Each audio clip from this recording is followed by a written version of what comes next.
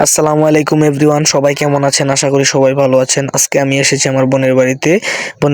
গোসল করতে গেছি, কারেন্ট নাই, তাই গাঙ্গে আসলাম গোসল করতে। হ্যাঁ, এখন গাঙ্গের পানিটা বেশ ঠান্ডা, শীতের দিন বুঝতেই পারতেছেন।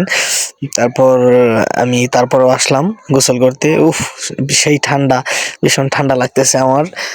শীতের দিন, তাও তো পরিষ্কার থাকতে হবে। শ্যাম্পু দিয়ে নেই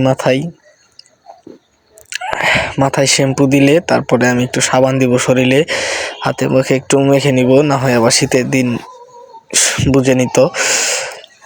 দেওয়ার পর আমি সুন্দরভাবে মেখে টেখে নিলাম সাবানটাকে। তারপর এখন আবার নামবো। ওই যে পিছলা খায় আগেই পড়ে গেছি গাঙ্গে, ঠিক আছে। কানে পানি ঢুকলো নাকি আবার, আচ্ছা যাই হোক, আল্লাহ করে ডুব দিয়ে গোসলটা সাইডা উঠি, দেখি কি করা যায়।